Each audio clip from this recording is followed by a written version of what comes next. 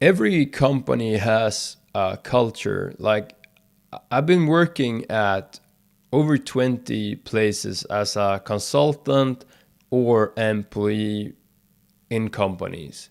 And each one of these companies has a slightly or very different culture from each other. And culture will appear in an organization, whether that is intentional or unintentional. Like, if people meet regularly at a place, there will be a culture in that place. And why is that? Well, culture is all about beliefs and values, stories and myths, heroes and rituals. And I think the ritual part is the reason to why culture is created. Like, if we are meeting each other either daily, weekly, or monthly, we're going to create a culture in that specific place where we meet. So I think the most important thing is to realize that whether you want it or not, your organization already has a culture. One company that I think has done a very good job at building a culture is IKEA in Sweden. I think most Swedes, even though they never worked at IKEA, has some knowledge about the founder of IKEA and some stories about the way that he moves around in the world. And those are important stories for keeping up the culture of IKEA. I want to give you an example. At every single IKEA store, there is a restaurant. And the restaurant, you can eat lunch, dinner, and breakfast. And they have a deal. So like, if you have their loyalty card, the IKEA card, you will get coffee for free with the lunch. But otherwise, you have to pay 5 crowns. So the story goes like this.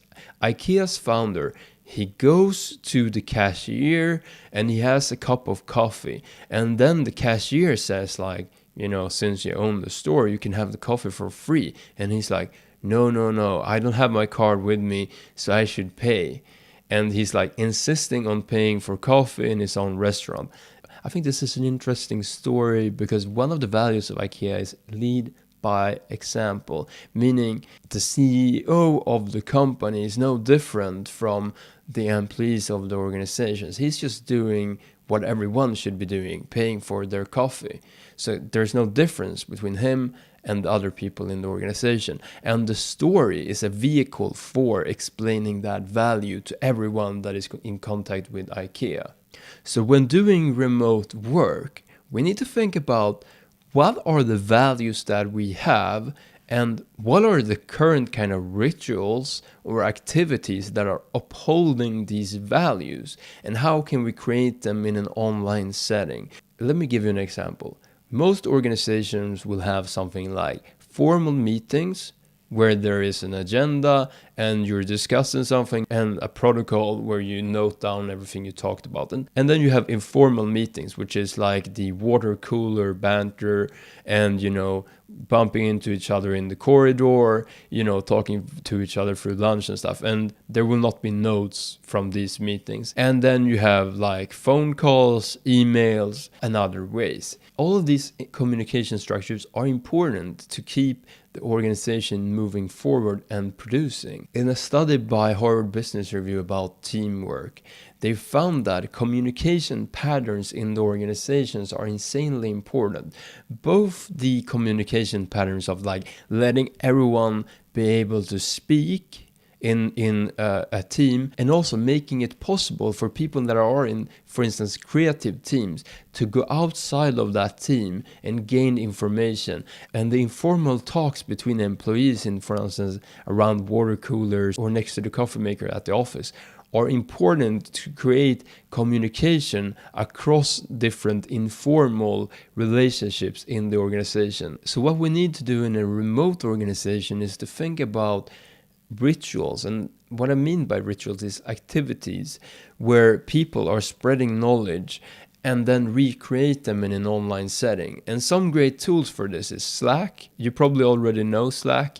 Slack is an instant messaging tool for companies. So it has various channels. You can also do direct messages to each other. One important aspect of using Slack is to think about what should be open in the Slack? Like, what should be possible for everyone to read, and which messages should be sent as a direct message between two people? And when it comes to meetings, I really like a pair in, because it gives you a link, and then you can just directly go into that meeting room, and the meeting room will be in the same place every time. So you don't need to like call up every person on a video call. You can simply leave a link, and then everyone goes to that link and have a video call. To me, it feels more like a room. Like when we're having online weekly meetings, you know, some people will be there maybe like 5 minutes before the meetings, and then you can start to talk like informally. So it's more like the regular type of a meeting room, where people come to the meeting room and can connect to each other a bit before the meeting.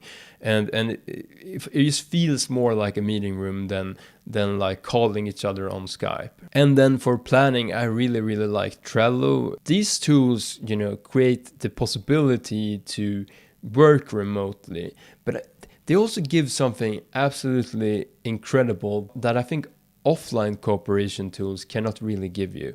So the benefits that you have with using Slack and Trello is that everything gets automatically documented inside of the system.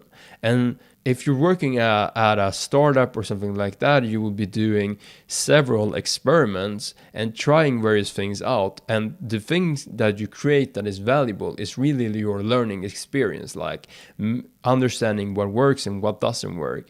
And if you have all that information in Slack or Trello, you can basically search it whenever someone comes up with a new idea later. So whenever someone has an idea about like a new feature, they can go into the system and search for that feature, and then see if there has been a conversation about it before. Because sometimes you have already talked about a certain feature and decided not to do it because of some reason, and then it's important to log that inside of the system. And sure, you will be doing this offline too with protocols, but working together online creates this environment by default. Is something that you don't even have to think about. And another thing that I think is important is to create structures, daily, weekly, and monthly, to create a communication feedback loop with a regular cadence. So like every week you're sending out like a status update, every day you're sending out like a daily scrum, and every month you're sending out like, you know, the report for the month that has been and the plan for the next month. Creating regular updates online is extremely important, because you don't meet each other all the time. So you need to create that structure so that everyone feels like involved in what is happening. So hit subscribe if you think this is interesting, and next video tomorrow.